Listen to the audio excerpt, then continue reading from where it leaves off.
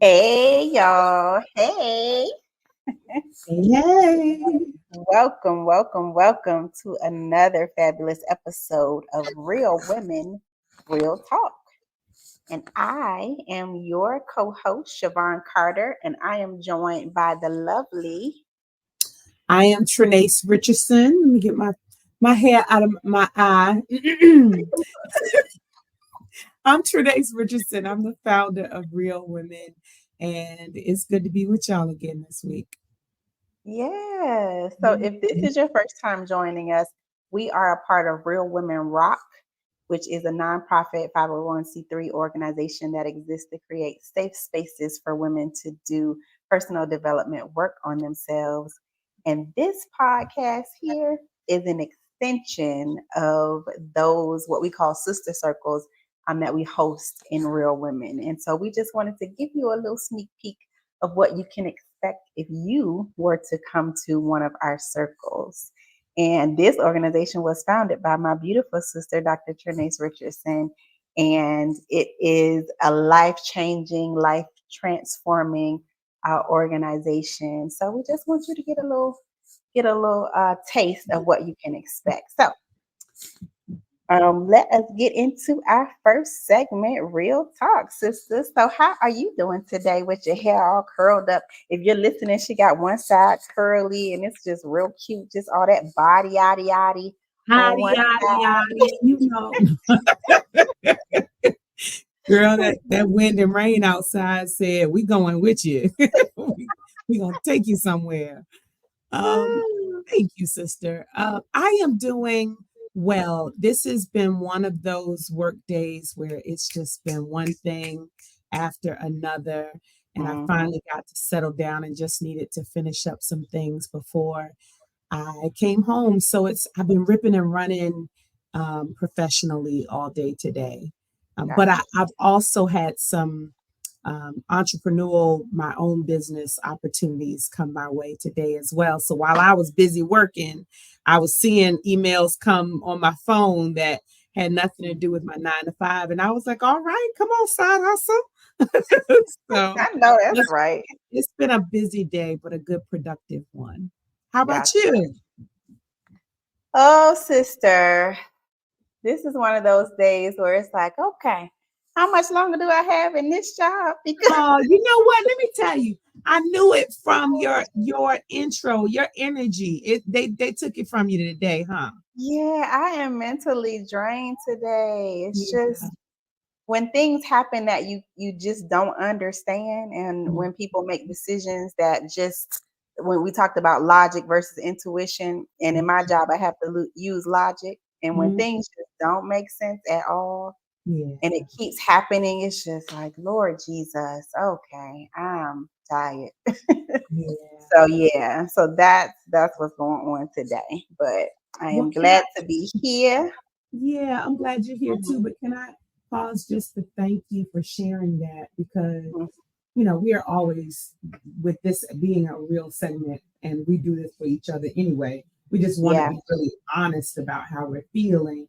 But I think Mhm. too often we brush past the "how you doing," like how are Yes. you really doing, and Yeah. to hear someone um, be honest about it and Mhm. be able to articulate what's happening and not just say I feel bad and I don't know why Yeah. and but to Mhm. be able to articulate it encourages, I think, even others to say, okay, so it's not just me.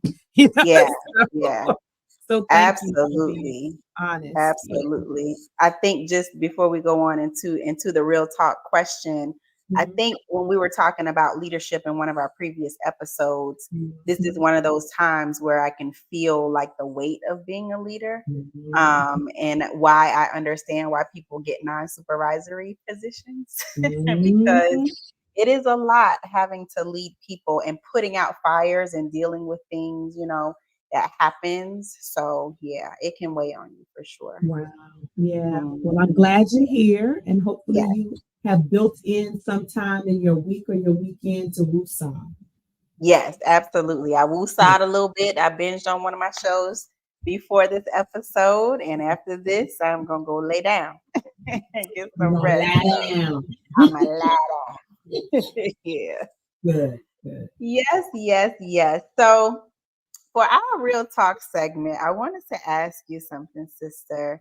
And it's Mhm. just something that came to mind as I was thinking about this. So the question is, what is something that you once wanted so badly? Like, oh my God, I just need this thing.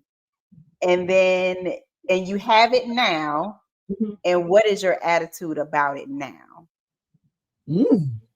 So something that you've always wanted, you got it. And then how do you feel about it now? Yeah, this is good. Okay, so of course I'm gonna break the rules. We are rule Okay. breakers. I want to give you two quick ones, Okay. um, because I think it'll be fair and balanced if I give Mhm. you two quick ones. So the Yeah. first thing that came to mind is a house, and Okay. I am very appreciative of our Mhm. house. I am grateful, Mhm. and they say that when you rent, that is the most that you will pay your rent. Mhm. But when you buy, your mortgage is the least you will pay because you Yep. got to account for all of the things that go wrong. And maybe it's a honeymoon stage. You're in your house Mhm. for the first 12 months or the first Mhm. 24 months. But then you get in there and you're in there for 10 years and you got to start replacing stuff and fixing stuff. And Yep. so it's something that I wanted very badly. Mhm. When I got married, my husband owned a home, and so I moved into his home, and then we got this one together. Mhm. Um, and so I did. I wanted it very badly. We had it built from the ground up. My attitude about it now is, very honestly, I'm still grateful, but I could take it or leave it. Like Yeah. I really can appreciate not having all of the bills that come along with Mhm. the house. Mhm. And I've said this in previous episodes, I want more land than I want house. I can live Yeah. somewhere that's a little smaller and be in a, and have yard to garden and do other things. So yeah, I could take it or leave it now the way that I have it set up. So that's the first Gotcha. one. And I, So wait, I before you go into your second yeah, one, could you please. live in a tiny house? Girl, I could. Oh, do we get to talk about tiny Yeah, houses real just quick? like that. So I want to ease my way into it because Okay.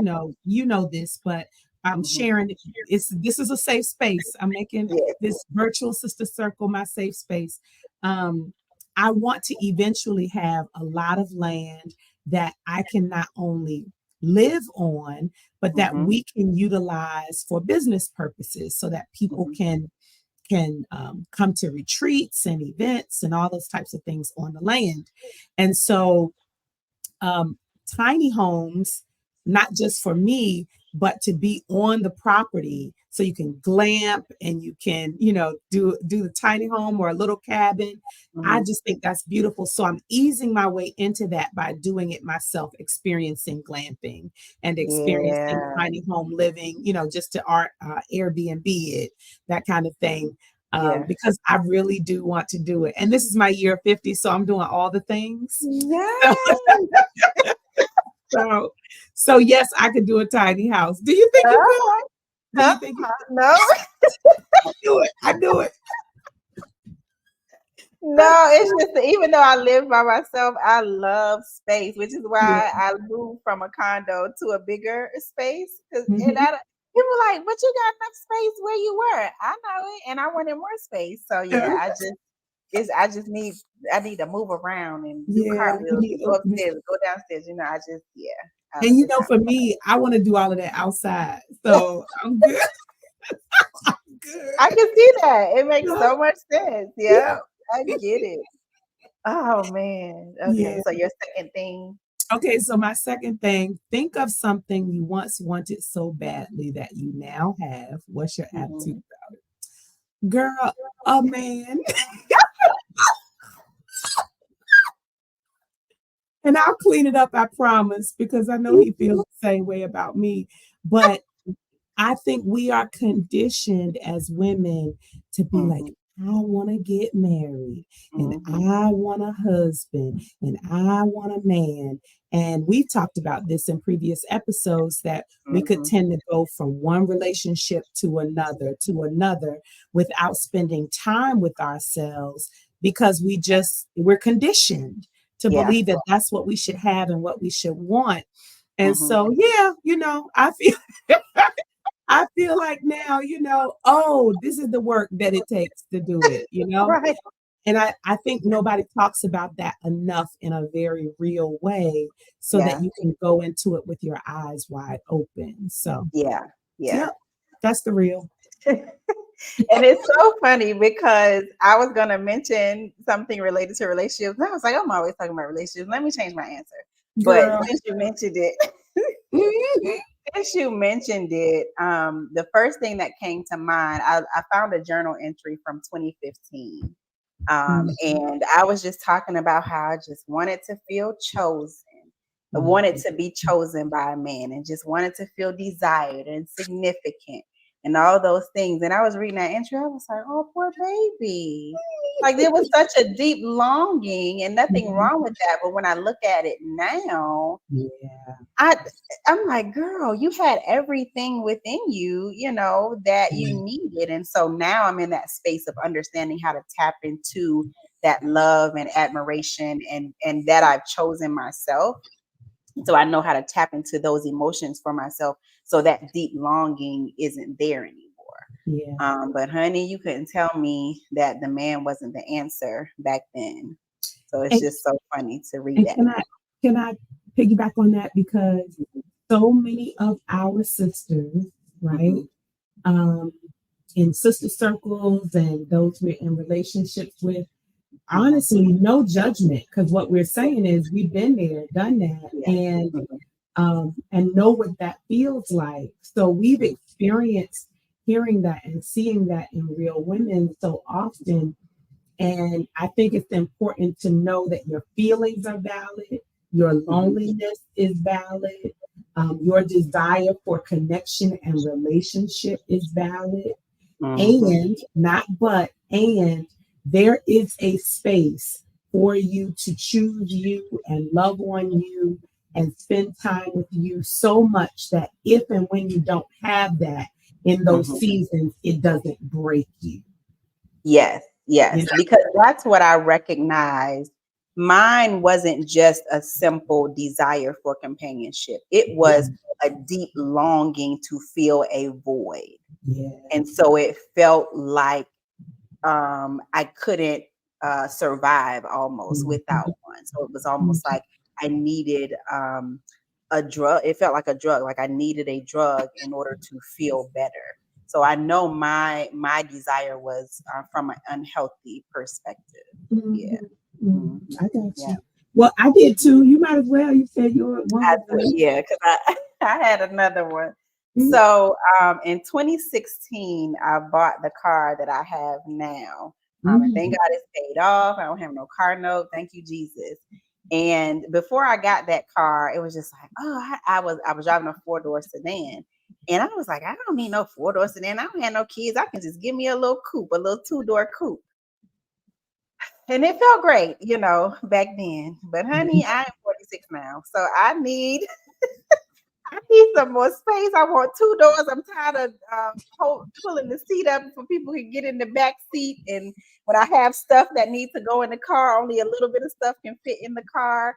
Thankfully, the trunk space is a little larger, but I desire a truck. I really do. But First of all, at your big age, you want a big car. That's hilarious.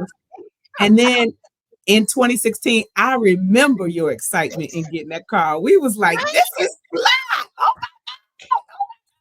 I remember going on the website with the peanut butter interior, and I was stalking the car and looking at all of the different car lots and that had it, and just I just love the interior and just like oh I can see myself driving in it, and it's really cute. It's really fly. mhm, But I'm getting older, so I really yeah. desire a truck with four doors, and I can sit up a little higher because the coupe is low. I got to climb in there.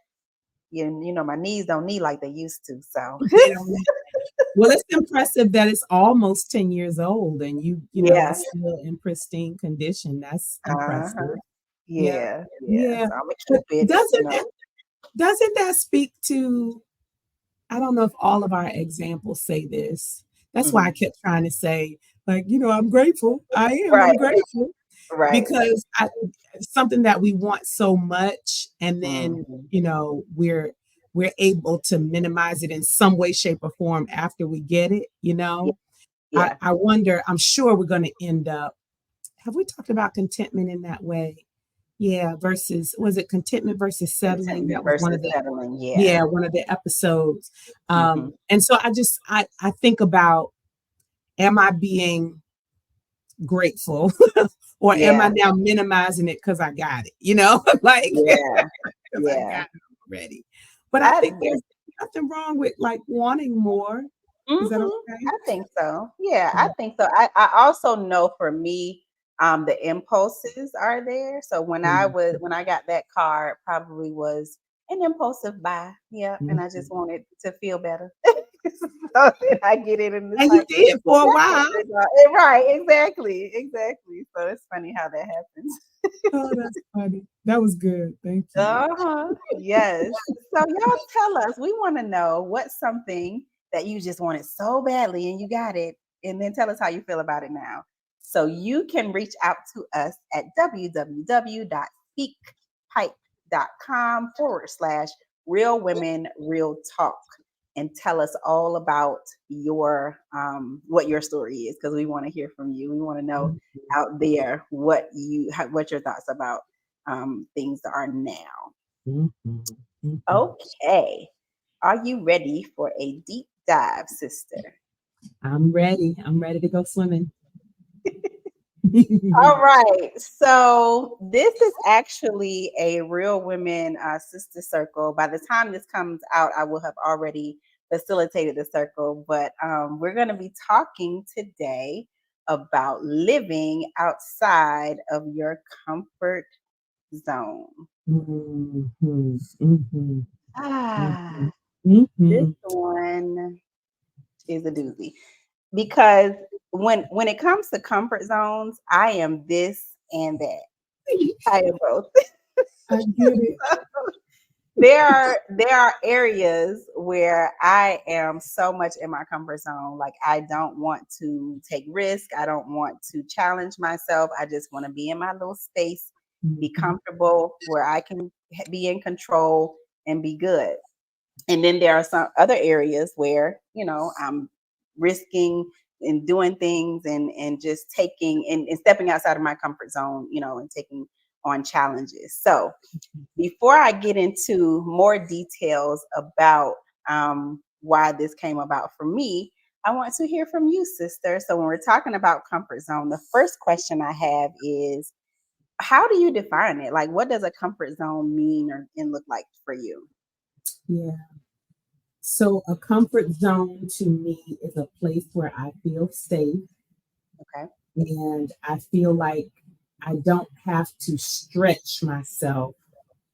Literally, I feel like I'm hugging me and saying, let's just stay right here. We're Yeah. comfortable right Yeah. here. And so stretching myself out is not necessary in my comfort zone. Mhm. As you said, I don't have to take any risks. Yeah. Um, there's a low, if a level of fear at all, there's a very low level of fear, maybe none at all, because I know this zone. I know what I'm Yeah. doing. I've done Mhm. it before. I know what to expect. And Mhm. so for me, it's where I'm comfortable and safe and I know what to expect. Mhm. Mhm. Okay. Mhm. Um, so a comfort zone for me is similar. It is where I am chilling. I'm relaxed. I am in a space that's familiar Mhm. and I don't have to exert too much energy. Mhm. Like I can just be, I don't gotta do too much. Just I'm safe. It's Mhm. a secure space. And Mhm. my comfort zone is at home. Like that is probably the visual of what my comfort zone looks like. It's rooms, it's roomy, so it's not like really confined. Yeah. But it's a space that I can control everything in it, Mm-hmm. and it's not a lot of challenge or emotions that may bring about negative feelings. So it's just like calm, chill, peaceful. Yeah. Mm-hmm. Mine is slightly different from yours. As you were talking, I was thinking the familiar for me and the feeling safe and not having fear. Mm-hmm. Oftentimes I'm on autopilot and busy doing all the things. It's Mm-hmm. just things that I wrote, like I just know to do them. So I can Mm-hmm. be busy. You mentioned chilling, kind of, in your house. Uh-huh. I could be ripping and running, and a routine for me that I'm very familiar with, I will do it without thinking. Mm. And it's a comfort zone. It doesn't mean that I'm not tired or exhausted from it. It just means I'm safe here. I know what to expect. I can do Mm-hmm. this. This is Yeah. something I do, and I can do it. So I'm gonna Yeah. do it comfortably without fear. So yeah. Mm-hmm. Yep. It makes perfect sense. Mhm. So one of the things the reason why this came up for me was because I've talked about this before, but being in school Mhm. and pursuing this counseling degree has definitely taken me out of my comfort Mhm. zone in a number of ways. Depending on the class, it's just like, oh Lord, okay. All right, let me get it together. So I talked about in the previous episode the process I went through of trying to secure a practicum site and internship, which thankfully we're almost there. But this last class that I had, which was in substance abuse, um, I had to attend an AA meeting Wow. and a Narcotics Anonymous meeting and a LA9, which is like for families of alcoholics. Wow. And that was so uncomfortable. Wow. I had never experienced a meeting before. Like I did grow up with alcoholism in my family, so I've seen it. But to be in meetings and just observing and listening to people who live this every day, who are experiencing the challenges of addiction, it was just so eye-opening and just really uncomfortable at the same time. Mhm. Mhm. But it gave me an idea and a sneak peek of this is people's lives. Like these are the type of people that I will be, counseling. So come on, you got to get out of this comfort zone so that you can connect with other people. So it just made me think about, man, if I were to stay in my comfort zone, I wouldn't pursue this degree. I wouldn't Yeah. want to push myself to do anything other than just being in a comfortable space. So that's what it made me think about. So pursuing this degree is helping me to push through those comforts so that I can reach, a particular goal. I love um, that for you. I love that for yeah. you because you would have never thought to do that on your No, own. no, Yeah. Yeah. absolutely not. Mhm. Absolutely not. So my next question when it comes to comfort zones, what keeps you in your comfort zone before we get Mhm. into how you get out of it? What keeps you in that space of comfort? Oh, fear of the unknown. Hmm. Easy. Um, I could think about doing something different or more or bigger. And I have, I'm sure we'll talk about that and get there. I have stepped outside of my comfort zone, but when I haven't, it's because I think about what it might take to do that new thing or what might happen, what the consequences might be if Yeah, I do that new thing, yeah. and the fear of those things. I'm Hmm. sure there are other words, but that's the biggest word that comes up for me. Gotcha. Gotcha. Yeah. I think what keeps me in mine I don't like to feel discomfort. Mm-hmm. So I like to stay like this, which is Mm-hmm. so unrealistic because life is like this. But Yeah. if I could have it my way, I would want to be peaceful all the time. I would want to Yeah. be joyful and just happy and like cheerful all the time.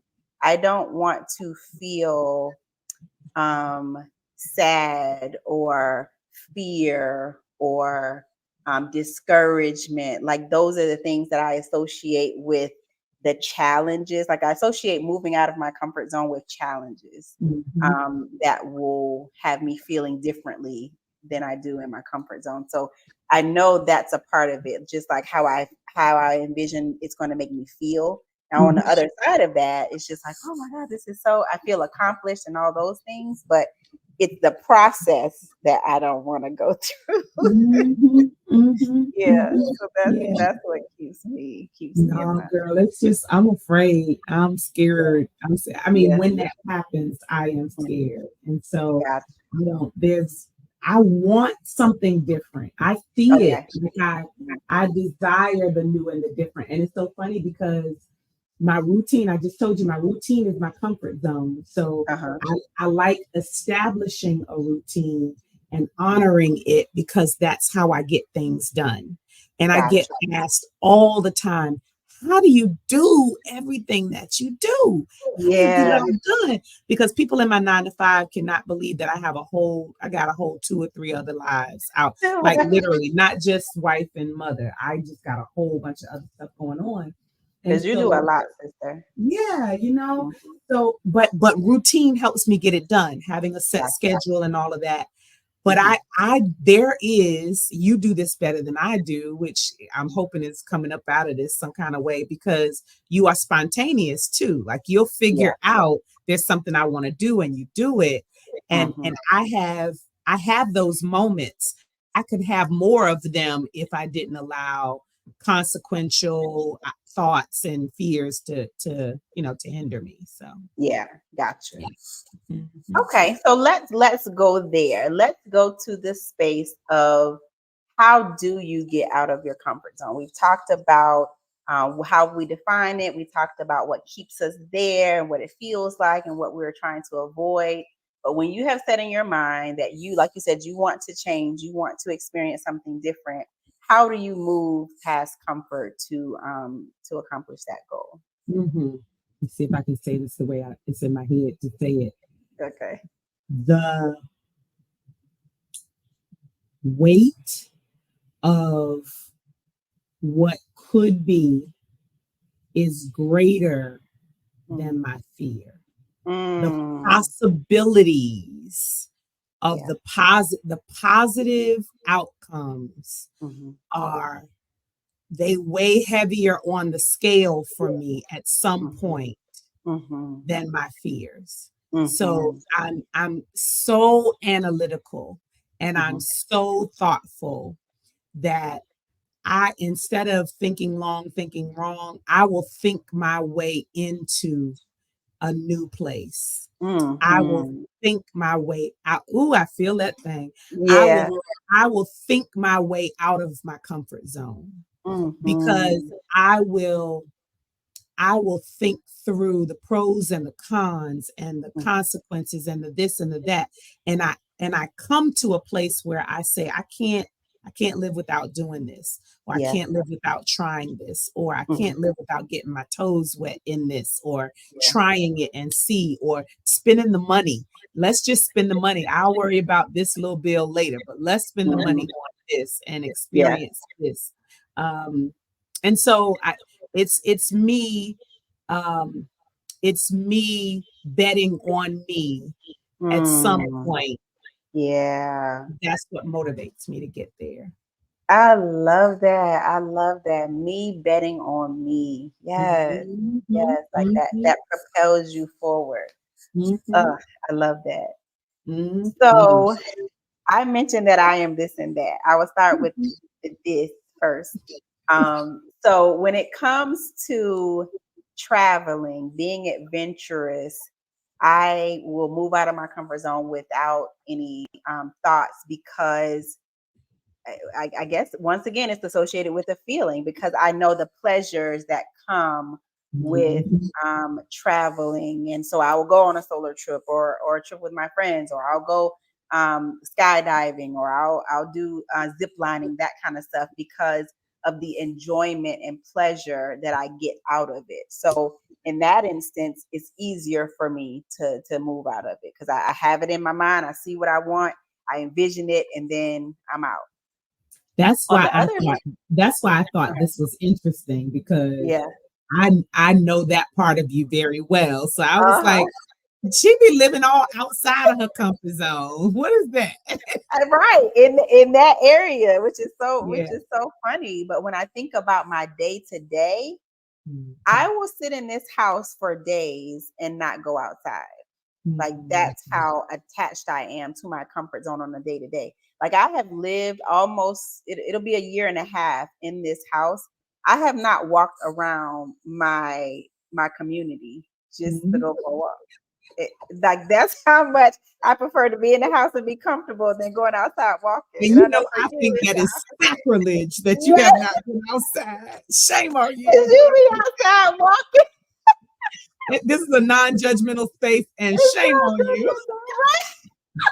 It is so funny because I tell myself now I'll go out on the balcony and sit, and just chill. But I just like to be safe. I don't know what that, Mhm. or it's just that attachment to comfort when I'm at home. So but what I was gonna say for that was this about the travel. But my that is bringing it back to the example of school.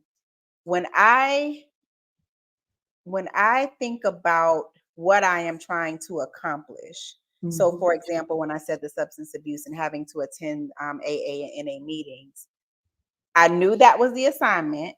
Mhm. And so I thought about it for weeks before I did it. I had to sit with it. I had to sit with Mhm. my feelings about how I didn't want to do it. Mhm.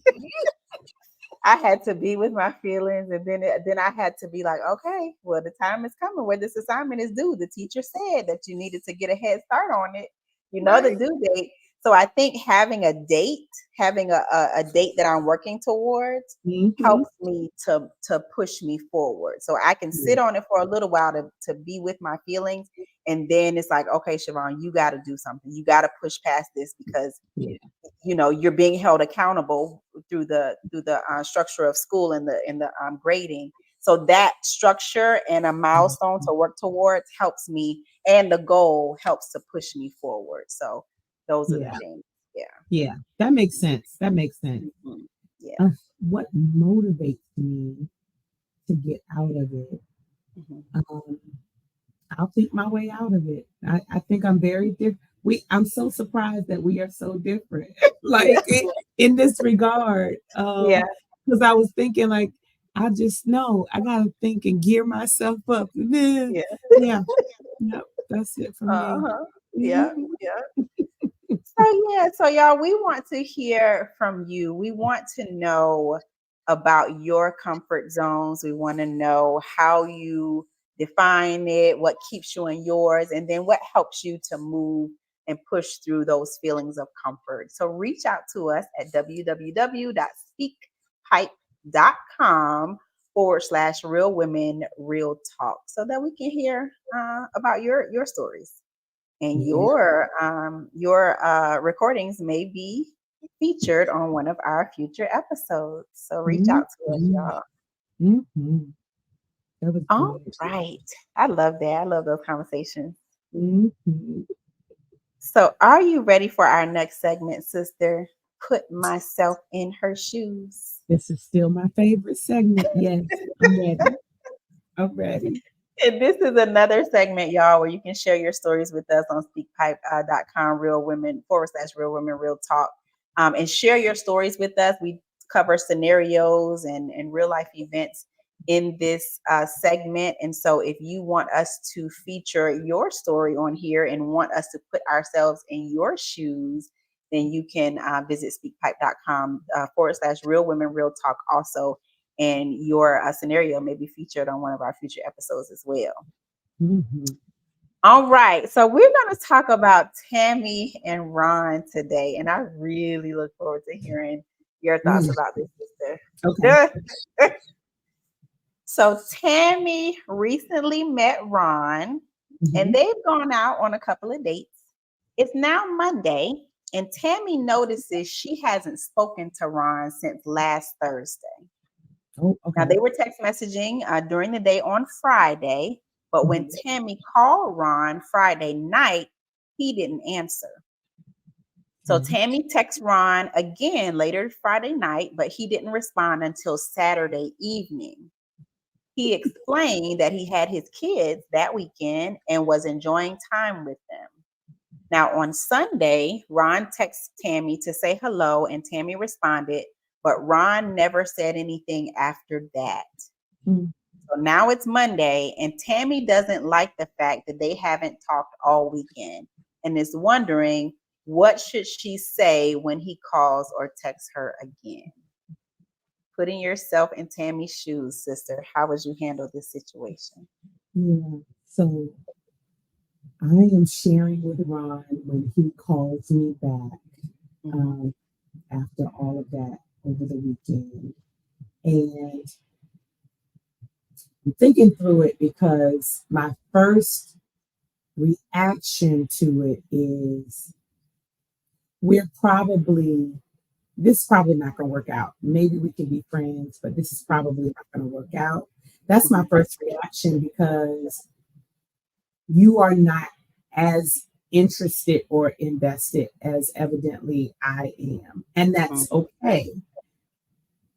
Because I told you I analyzed. So if I were her, I would be thinking of all the reasons other than his kids that he could Yeah. possibly not be communicating with me, right? Mhm, And even if I went on what he said and took his word for it that it was his kids distracting him, if I'm expecting another level of communication, it's probably not the best scenario anyway, because now I know, even in this space, this honeymoon stage, when we're trying to impress each other after a couple of dates, mhm, that you're not going to be responsive when you have your kids. mhm, Um, he didn't say, some emergency happened. He just said he had his kids. So mhm, that's my first reaction.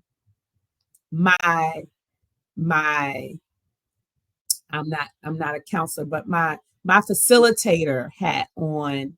I want to talk through it. So what happened? mhm. I would like to know, I'd like you to know that I was waiting, and it, hurt my feelings a little bit. I understand you said you had your kids. Maybe you could have told me it was just going to be Monday that we talked and we weren't going to be able to talk this weekend instead of leaving me hanging like that.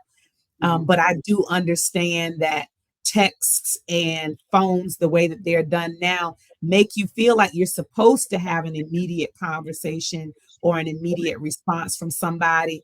And maybe, your situation didn't allow for that to happen.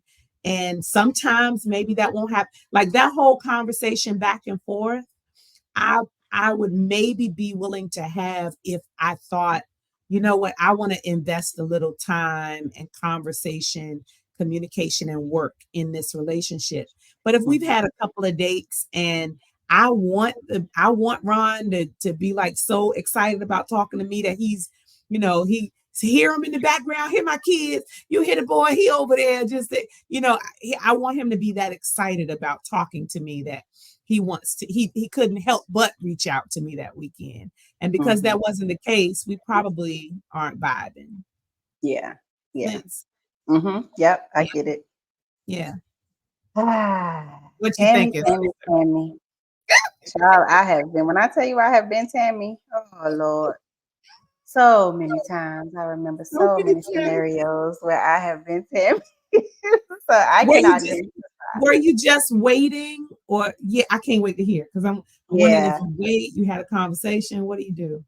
So it was one of those things where I was so focused on that individual that it distracted me from everything else. Like, and Mhm. because of that deep longing, like we talked about in the beginning, it like I needed that conversation. So it was Mhm. deeper for me. It was deeper than just not responding. It was a deep rejection anytime that I didn't get what I desired. I felt rejected.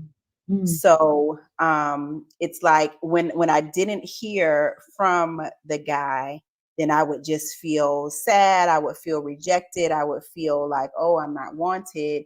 But as soon as he would call or text, then I was like, oh, okay, I feel better, mm, you know? mm, So it mm, showed me that this person had a lot of control over my emotions. mm, So to me, the counselor in me can't help but wonder what's driving that need to want mm, to hear from Ron, because he has been communicative mhm, throughout the weekend, just not in the way that she desired. So mhm, what is that about? mhm, That's mhm. my first thought. Like, what's driving that desire? Is it something deeper, or is it just, I prefer this, and maybe it's not. But for me, it was deeper. Yeah, And so I was putting more responsibility on Ron that I needed to kind of pull back. Um, so in this situation, it would be, I would probably honestly fall back a little bit, because I feel mm, like I'm investing a lot more energy than maybe Ron is. So it's like, okay, well, let me fall back and focus on something else and not give Ron so much of my attention. So I mhm, would try to divert that attention. And then when he did call, then I would just be like, oh, okay, how was your time with your kids? And just trying to minimize that expectation, because I probably make up in my mind like, okay, yeah, I don't think he's as interested, or maybe he's just distracted, or he has other things going on that maybe he won't be able to be as invested as I would desire. yeah, So knowing me, I would probably fall back and just, keep it casual, and expect it to probably fade out in yeah. the end. Yeah. Yeah, and that's interesting because would you do that? It sounds like you would fall back without communication, so you wouldn't be like hitting them up, Yeah. being like, "What's up? What's up?" Hmm. Um, you made me think back or reflect on my time dating, and I'll say that as much as I know that I looked for affirmation in my male relationships and friendships, Hmm. which led me to making decisions. I was led by that. That was my Hmm. motivation in making Hmm. some decisions that I could have made differently.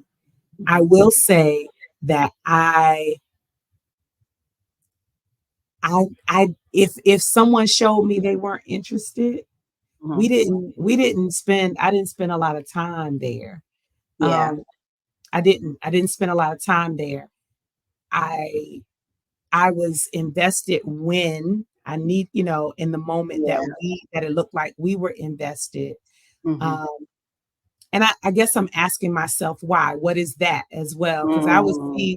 I would see that you weren't interested. I had Mhm. a boyfriend cheat on me, and he just Mm. wanted me. Oh my God, he wanted me to forgive him so bad, and I was like, sir, I'm done. You don't understand what done means for me. Like, we never had a relationship. That's how I'm Yeah, feeling that's how right done you now. are. I am so done. Flip me Yeah, over.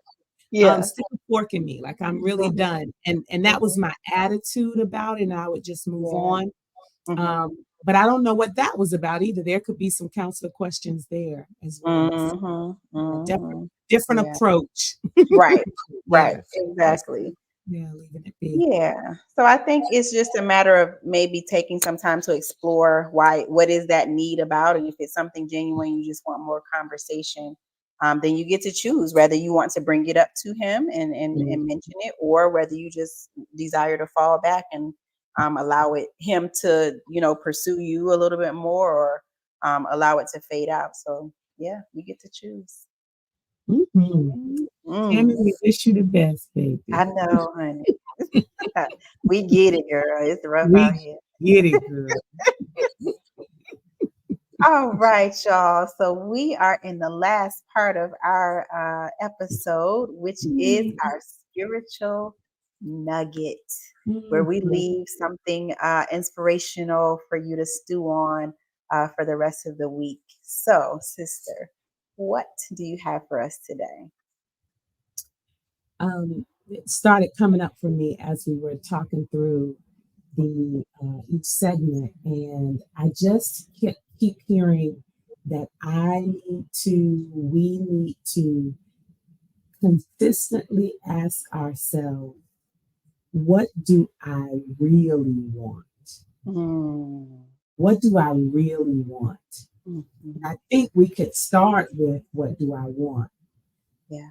But then ask yourself again, like, what do I really want? And I love your counselor why question that comes out of that, because in every instance that we've talked about today, whether it is something we wanted so badly and then later we're Yeah. like, I want something else, living in that moment of what do I really want allows me to honor that in that moment.